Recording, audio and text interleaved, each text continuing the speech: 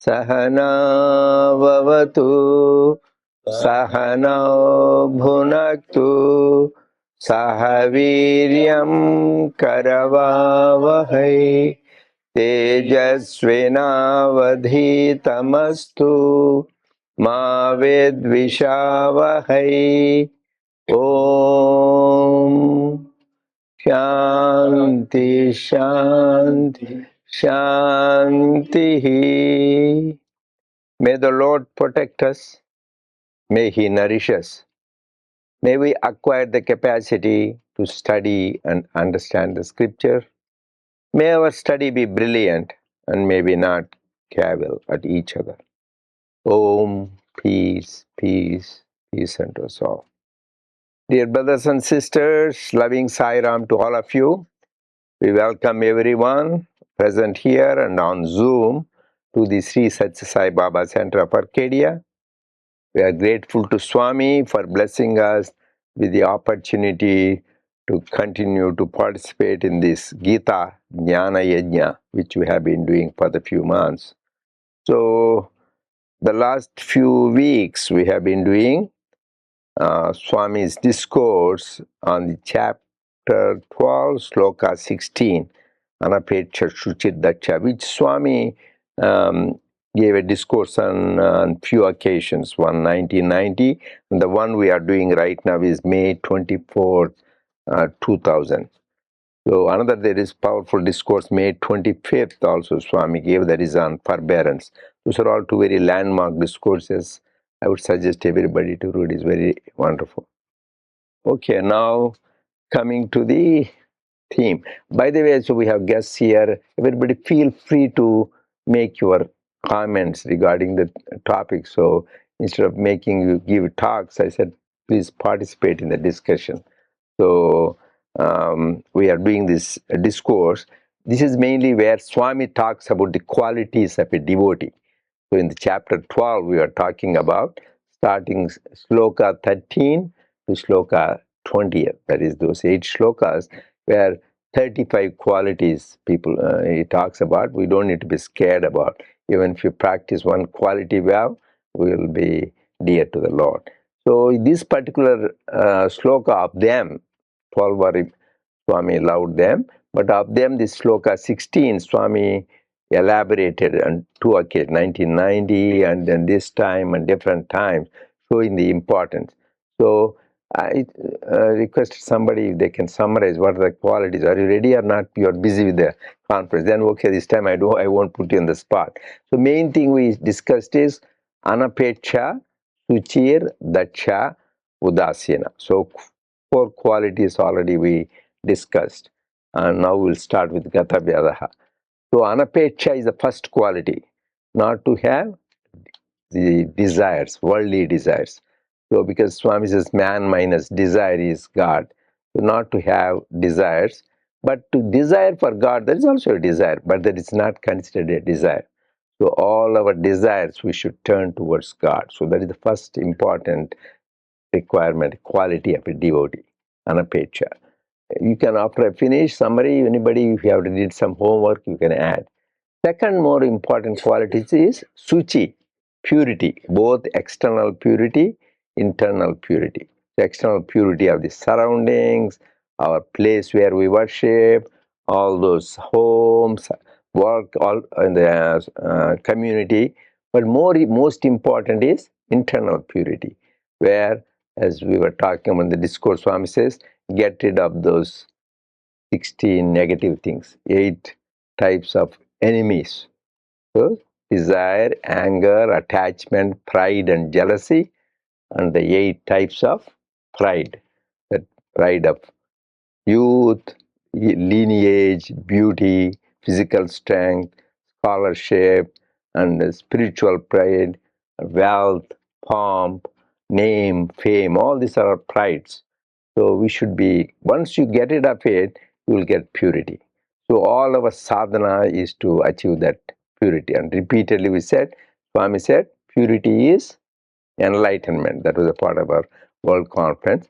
And also, as often I quote, Jesus said, blessed are the pure in heart, for they shall see God. So just once you are blessed, you are face to face, you come with God.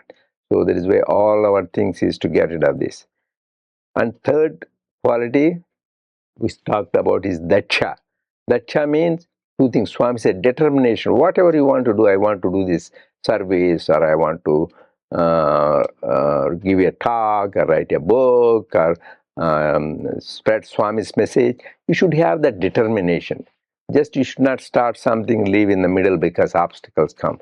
Till it is achieved. That's why Swami said, once you make a resolve, you should have the till you reach the goal, don't leave it. So you need to have determination, that means. And second thing is, you should have no worry when the obstacles come. You should say, I don't care about the obstacles. I will wait till it reaches the goal. For that, you need to be efficient in whatever you do. You should be expert in what you do. Daksha means also adapt, or you should be expert in whatever work you do. You should have ability to do that. So that is daksha. Next quality we talked about is udasina. Udasina is very important. Swami said, udasina means whatever work we do, we should do with detachment, without attachment. So even simple thing is, you sing bhajan, somebody says, even I say Sai Pralam, somebody conducted one day. I said the other day that this people, they wanted honest comment. I said, yeah, the other one, they said is better than the first day one. They were so, I could see the reaction on the face. That means sad. So really, ultimately, you are offering to God, whether you are bhajan, you do your best. So you may not get any appreciation, and that is all in God's hands. Our duty is put the best effort. So in everything, that's why do it with detach. The whole secret of Gita is that. So whatever work you do it perfectly. That is important, but with detachment. That is what Swami talked about. Don't crave for name, fame. Actually, last week we. Oh yeah, good. You remember Chiranjeev. So I talked about him before. He's the one from Ohio who has given everything. But even though he was very poor, he gave everything to people without any expectations. Here is again, I want to emphasize some of these things of Swami is not like a novel or something you read once, forget. They are like spiritual laws. Even though we read, it's very important. I'll read it again. I am working so hard and doing so much, but there is no mention of whatsoever of my name. So people say it's like even in the thank you time, even it happened last time, Sai Pranay, oh, that I did that, that person, you are recognizing him, not me. Somebody wrote. So like that, people should not, that even thought should not come. You should not verbalize for sure, because that's not good.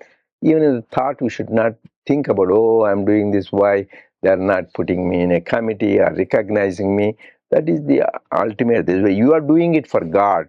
That's why Swami says, if you do with such work with such expectations, it is very scary. Then the good that you might be doing is gone, nullified, and the sanctity of the work is destroyed. Therefore, you must do the work sincerely, immune to success and failure, praise as well as blame. So he says not only you will have a problem, all the good you do, down the drain. And also your sanctity of the work is nullified. So that is where we ended last time. So we should do all the work with a detachment. That is the main story. So just whatever work we do, and there are great people who do that. They just do it. They don't worry about what the expectation. I remember when Swami Ramakrishnananda, he was a direct disciple of Sri Ramakrishna. So he was posted at the head of that Chennai Math. Those days they call Madras. So he went there, and then first few days there, he is from Bengal, and people didn't know those days that much about Sri Ramakrishna. And on that day, there also was raining. So nobody came, like you in our center, you came, then I am sitting alone, and nobody there except walls.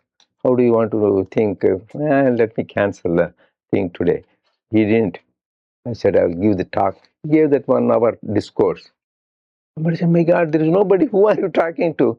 Nobody may be there. My Thakur, my Sri Ramakrishna is there.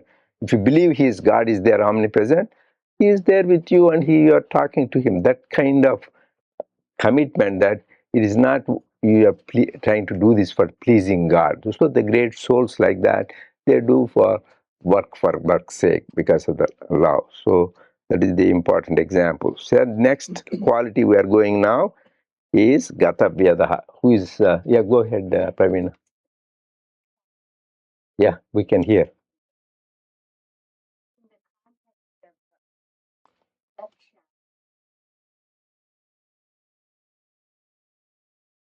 Determination, Yes. 5 faculties that represents the highest intelligence that we talked about is the. I want to explain. So whenever we chant Gayatri, we say Om Bhurbuva Swatat Savitur Varenyam. That means you are adore Bhargo Deva. So we meditate on the brilliance. Then we pray. So at least we should all know 3 parts of Gayatri is. First is praise. You praise the Lord who is pervading all the 3 lokas and all that. Next is meditation. Third is prayer. So after praising and meditating, you pray. So this is we chant a Gayatri all the time, but sometimes we don't know try to know the meaning. Swami says very, very important. So so we are praying for Dhi. So what is Dhi, Ramadevi? No, she was telling us 5 components. So we wrote it. So when we pray for Dhi, we are praying for these things which are essential for us. First, these you tell, and then a supplementary 5 minutes from me telling all the time. Okay, Sairam. The first one is that spiritual heart opening. Yeah, the spiritual heart opening. She looks like she did the recent studies. So let her came prepared. Yeah. And number 2 is Meda, that higher intellect, and then Prajna, the awareness, and Dhriti, determination, and Smriti, that memory. Good, you get A+ grade. That is good. That's why just instead of saying mechanically Dhyo Yona Prachodaya Dhyo, that is good. Still you'll get it. But when you think about the meaning and do, that means you are touching your intellect, you are touching your heart, your awareness, your memory, and all the aspects of the Dhi is touched. So we need to educate ourselves. That's very good. That's what Dhi means. Correct. So what else you wanted to add? No, that's yeah. So that's why whenever we contemplate, we should try to know the meaning of that and do that. So, okay, so that is you want to proceed now? Yeah, right. Now we got how we can start.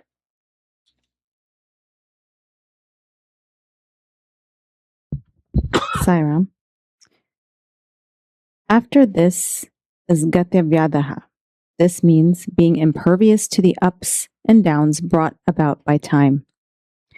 Acquisition of this particular virtue also calls for strong determination. You should neither brood over the past nor worry about the future. Why all this pointless contemplation? No matter how much you think, reflect, and brood, the miseries of the past cannot be corrected nor set right. As regards the future, no one can say anything definite about it since it is so very uncertain. You are keen about achieving something tomorrow. Is there any guarantee you would be alive then? Are you sure you would be alive? No one can speak with certainty on such matters. Therefore, what is the point in worrying about the future? The future is hidden in the womb of time. No one can see it. So why spend time imagining all sorts of future scenarios? As for the past, it is gone and lies buried in the sands of time.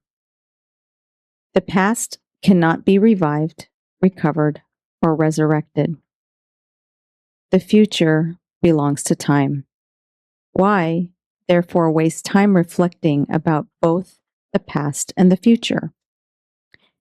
If you do want to think, then do so about the present. Man cannot live without thinking. Waves of thought constantly assail you. Channel your thought to the present. Why? Because both the past and the future are contained in the present. The present is a seed that came from a tree called the past. This seed also contains the tree called the future. Thus, the present is very important. Being the embodiment of both the past and the future, therefore go by it. He who speaks and conducts himself, judging properly the situation and circumstance, and without wounding or hurting others, and without himself being hurt in the process, such a one is wise and blessed. Don't worry about the future, but concentrate on the present. If you take proper care of the present, the future is bound to be bright. Of that, you can be sure. Sometimes they play these clips of Swami's discourses on social media, like Instagram and things like that. And one of the clips I watched recently was exactly this, where Swami was saying, past is in the past. Why even worry about it? Why think about it? What good is it to think about the future? Because we don't know what the future holds. You focus on the present. And when you think about focusing on the present, it's everything that Bhagawan described here. You don't have the depression or anxiety about something that happened in the past. And then you don't have the anxiety of what could happen in the future. Like Bhagawan said, you don't create all these scenarios in your mind. You focus on the present moment. And when we think about it, and I think, we've mentioned Eckhart Tolle in here, he also talks about really living in the present moment and how it is truly a perfect moment. Each moment is really perfect. And then we plant that seed. And from that seed comes that tree, which could be the future. And what we do right this second influences what's going to happen in the next second and the next second. Yeah, that is a very good point. So Swami said, makes it very simple. There is only one God. He is omnipresent. He is not omnipast, not omnifuture, right? Swami says he's not omnipast, not omnifuture. You say only omnipresent. So that itself shows you live in the present. And another beautifully Swami said is, when you say, I'm giving a present to you. So this is the second, which is the present for us. There is a gift from God. So this all make wonderful, profound truth. He made it simple. So there's only one God, omnipresent, not past or future. And this present is the gift from God. This is a present. And then I don't know if anyone's seen the movie Kung Fu Panda, but there is a turtle who is the master, and he says today is today is the gift. That's why we call it the present. Yes, so something very similar. And even the social scientists, like you said, Eckhart Tolle, the people who motivate. And I read when I was in high school, Dale Carnegie, somebody remember there, how to stop worrying and start living. And there is another one famous, his thing is how to win friends and influence people. So therefore, practical worldly life living, they are very good. And also he said, live in watertight compartments. I mean, just today, don't go on worrying about what future and the past. But another thing is, everything you need to take proper context. It doesn't mean you don't plan. Some say, okay, we said live in the present. Why should we think about what next year conference we are doing? That is plan. That is planning. Planning. If you don't do that, that's why you don't. You need to plan, but not worry about it. That's why in the present, do the best thing what you can do. And same thing, past. You have to learn from your past experience. Oh, I did this. This mistake happened. I want to make sure. So everything here mainly bothering about what is going to happen. Because as I said, life is a water bubble. So I'm saying next minute you don't know what is going to happen. Actually, I remember he was my teacher and he's also a colleague doctor in our hospital. This happened about 15 years ago. He is an orthopedic surgeon. We had a common thing. He was my patient too. So we went to the hospital. There is a patient, hip fracture. So I said, yeah, we should do it. Then he said, yeah, let us discuss it tomorrow. What will you do? The tomorrow never came. That night, he had a cardiac arrest, went hospital, gone. So I felt so bad that you never know. And same thing, all of you attended the 100th World, the 11th World Conference, 100th birthday celebration. We had a thing by all the executives. One is Suresh Kumar, for the CEO of the CTO, not CEO, of the Walmart, and then Harish, and then there is one Shomashekar. He was a pioneer, and he was one of the 100 people who achieved. So he just got the achievement. So he was so happy. So he told his wife, "Let us go home." And he told, "Just go and get ready. We'll go for a nice celebration to the restaurant." He went there, got ready, and came down. We saw him in the chair, gone. He was 59. So he was shock of our life. If something you were ill for a few months and gone, that is different. This repeatedly says, be never know next moment is there. None of his hands, we may think, and no, he never had any thing. But one good news I heard is he finished the Ramakoti. People write this name of God, Likita Japam, we call that. So he finished 1 crore. That means about 10 million. Yeah, 1 million is 10 lakhs, about 10 million. Nice. That is said to be once you are just, your life is sanctified. So he did that, but it is a shock. For him, we pray for painless death, just without being in the hospital, getting stroke, or in the tubes and all that. But for the family, there's a shock. This is a learning that you should live in the present, do the best. Another thing Swami says, the story, Dharmaraja was there. Dharmaraja embodiment, Pandava was eldest. Somebody came and asked, I want this, please, can you help me? Come tomorrow, I will give it to you. So because he was busy at the end of the day. Then his brother Bhima, he said, let us celebrate. The whole town, he says, oh, let us celebrate. The Swami tried the message. Oh, because Dharmaraja, my brother, says something, that means true, it will happen. That means I'm happy, he is sure that he is going to live till tomorrow. So that shows the lesson, nobody is sure when you wake up. So don't take things granted when God has given life, sanctify every moment. That is, make it divine life. That is the another important thing we need to remember. And so this is about living in the present. But here, one word he said, this is in English, don't speak which hurts others, neither be hurt by others.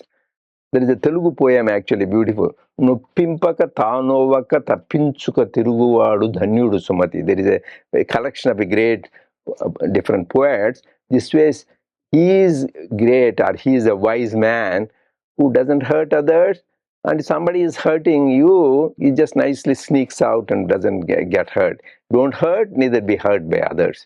So that is the smart way of living. This is what Swami says.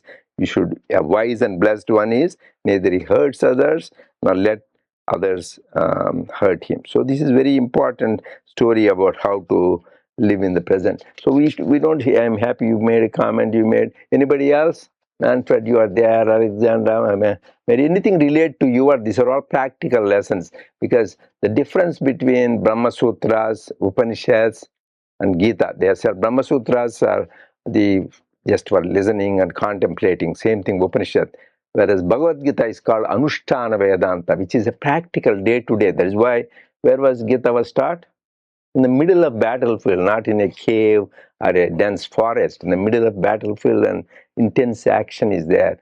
So how to be in the intense active field, still be calm, tranquil, and be detached. That is why Lord Krishna taught that message. So please give your input, any comments about these values. Go ahead. Go ahead. You can, both of you can give one after another. We are not any timeline, deadlines, finish anything. This is discussion. Sai Rama. Take it. Oh, Sai Rama, everyone. Sai Rama, Uncle. Yeah. Now, I am thinking that omnipresent, at least that's my understanding. Every moment you think that you're not attached to your physical body or the mind. The present moment is I'm God, I'm God. and think about the values, then we are not thinking about the past, we are not thinking about the future. So that will, even if somebody is like yelling at me, it's okay. I'm not that. I'm not receiving anything. And if I'm constantly in that awareness, I'm also not hurting other people. Yeah, that's a very good angle. That is very good point. So that is the whole practice. You are not really attached to the body, mind, intellect. All the spiritual practice that means you are talking about living in the Tatmik awareness. Then nothing bothers you. So that is why Sri Ramakrishna, he had throat cancer and he was in bliss. People say, "Oh my God, really, you must be suffering." He said, "No, because they don't live in the body." And same with Ramana Maharshi. Same with Swami. I saw him as a doctor. I know so much suffering, which I don't want to even tell. If human beings itself, his heart fail, his kidney fail, liver fail, his lungs, but still, one doctor came from Delhi and asked, asked the attendant to ask whether Swami is in pain. Swami said, "Tell them, I'm in bliss." No human being can tell that. As a doctor, so many people, impossible to say that kind of thing. That is because he is living in the Atmic bliss, not in the body, mind, intellect. If you live in the body, mind, you will be miserable. We can't be that. So that is the ultimate. If you can do that, then you will be Atmic stage and bliss. Good point. Sairam, just one quick incident that with the Swami Chinmayananda, one of his disciple taking him in the car, he was telling about all his hardship, what happened in the past, all that. And Swamiji said same thing, you need to live in the present. And he said, "Swami, it's very easy for you to tell, but it's very difficult what I went through. I can't forget any of that." So, but the disciple is in the driving seat, Swami is in the next sitting him. And so then Swami said, "Okay, so you know where your rear view mirror is?" He said, "Look in that mirror, you glance in the back, so you take your experiences." Before he says, "Okay, now you're looking at that, right? Don't look at the front, look at in the back and drive now." So, and he said, "How could I drive that?" That's exactly what it is. If you're stuck in the past, you can't move forward. That rear view mirror is for you to glance, take all the experiences, as you just said, from the past and move forward. Yeah, that's why this is in Vedanta. You should be careful how you take it. Yeah, you should just look in the front. Don't look in the rear mirror. You'll be dangerous. Accidents will happen. Look in the past just to have guidance, but really most important is look in the front. What is happening? Live in the present. So this Vedanta sometimes be tricky. So you can get confused in the proper context. There is a thing called Vacha Vedanta and practical Vedanta. Saying word, how it can apply in my daily life. That is why we are here. All this, we know how do we apply and we do practical applications, how each one practices. That is very, very important. Who is a true renunciate? He who remains perfectly calm at all times and under all circumstances is the one who merits such a description. Such a one is beyond pomp and ostentation. God distances himself from the ostentatious type. In fact, exhibitionism is the first thing that one must renounce. Pomp is a sure sign of Rajoguna, the tendency to be pushing and aggressive. The craving for ostentation is the starting point for all desires. Seeking publicity is a reflection of worldly desires. Do not go after worldly goals, for they represent the temporary and the evanescent. Shun pomp, show, and publicity. Krishna declared that it was such a recluse that was dear to him. Today, everywhere, it is a case of show and publicity. The person may spend just 5 rupees on charity, but he is prepared to invest 500 rupees on publicizing his act in the newspapers. Is this not show? It is only the one who seeks fame that needs publicity. On the other hand, the one truly interested in service has no need for it. Never hanker after publicity. As long as you are after pomp, you would never be able to experience Atmic bliss. How can one who is ignorant of the self ever earn God's love? While seeking God's grace, one must be very patient in everything and in every aspect. Then alone can it be said that one is treading the spiritual path. Then alone would one become eligible for God's attention. So at this particular, I had taken a couple of notes. The idea of renunciation, I think, sometimes gets a little bit overinterpreted because I think in a practical sense, not everybody can be a sannyasi and go to live in a cave and give up everything.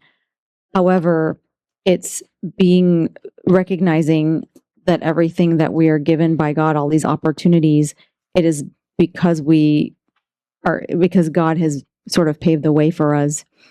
I remember, Uncle, I think you knew Dr. Radha Bhattina, who was a pulmonologist. She was from Indiana. She's an internist. She's her husband's a pulmonologist, yeah. Her husband is a cardiologist. I know he was my 1 year senior to me, medical school in Usmania. And she was the one who Swami was fond of. She used to conduct the medical camp. She was the leader of the medical camps. Very dedicated lady. Yeah. Actually, she was amazing. She was here with us, gave a talk.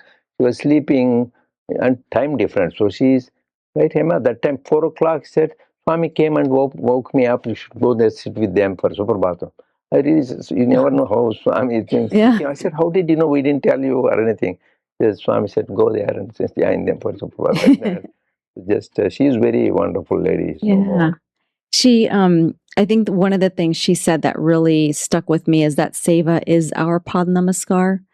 So I think when we sit, everyone's sort of hoping to have that physical contact with Bhagwan's physical form, but it's these opportunities that we're gifted that is our true Pad Namaskar.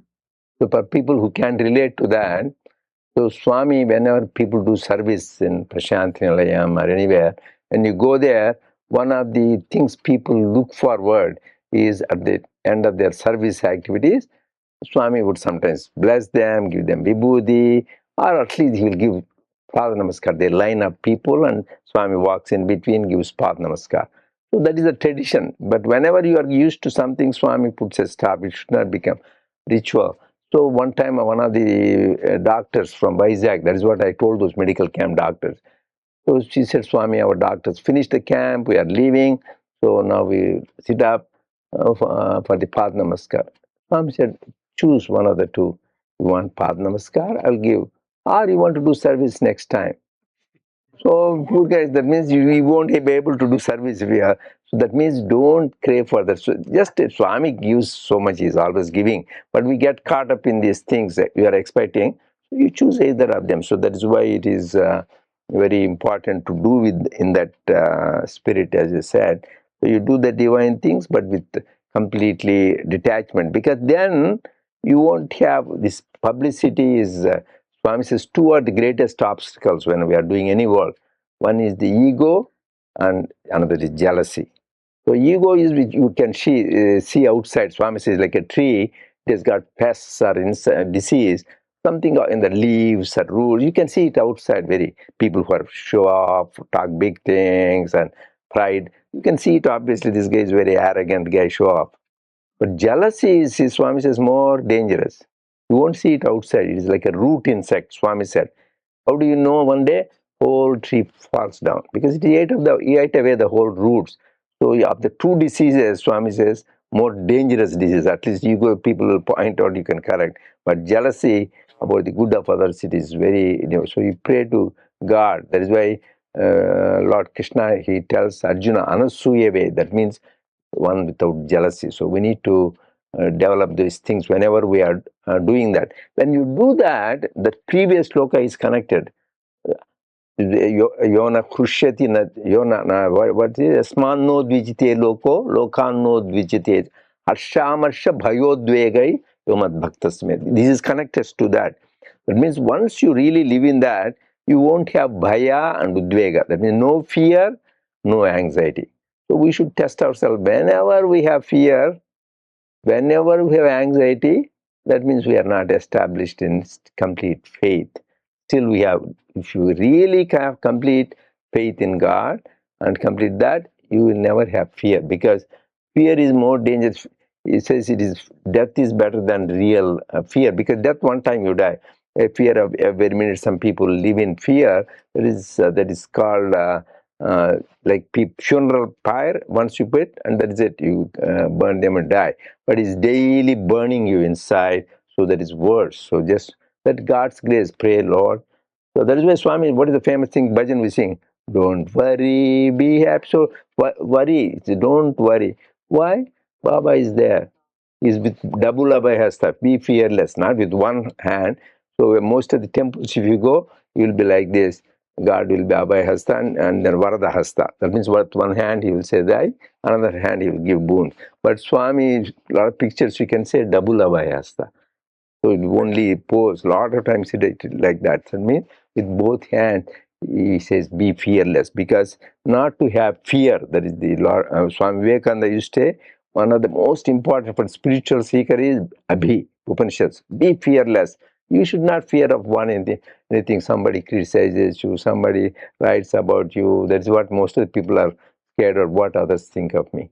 It doesn't matter. You know who you are. So what others, even yesterday somebody, when the conference started, oh, there, you know who you are, then you have confidence who you are. Even the whole world says something, you won't fear.